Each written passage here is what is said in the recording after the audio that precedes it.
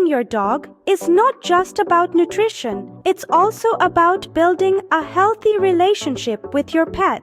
It's essential to understand the pros and cons of hand feeding and bowl feeding and how they impact your furry friend. So let's dive into the world of hand feeding and bowl feeding and understand which method suits your dog the best. Hand feeding, a technique that's as intimate as it sounds. It's like a dinner date with your dog, fostering a deep bond.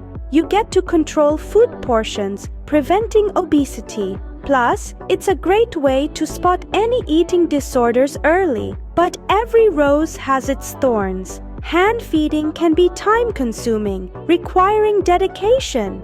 It can also create a dependency. Your dog might refuse to eat unless hand-fed. Hand feeding can be a rewarding experience, but it's not without its challenges. Now, let's talk about bowl feeding, the most common method used by dog owners worldwide. Its popularity stems from convenience. It's as simple as filling up Fido's dish and letting nature take its course. This approach also promotes natural eating habits, letting your dog decide when it's mealtime. However, it's not without its pitfalls.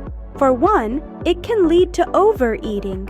But perhaps the biggest drawback is the lack of personal interaction, stripping away a chance for bonding. Bowl feeding might be convenient, but it doesn't offer the same level of interaction as hand feeding. So, which is the best feeding technique for your dog?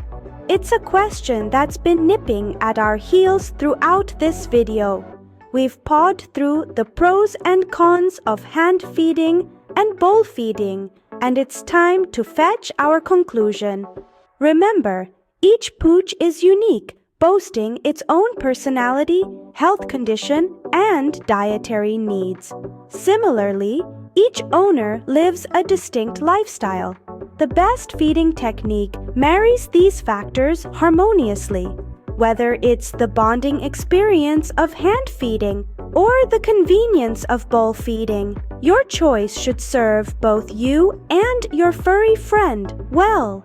Don't shy away from consulting your vet before making a final decision. Remember, the best feeding method for your dog is the one that keeps them happy, healthy, and well-fed. If you like this video, don't forget to subscribe to my channel.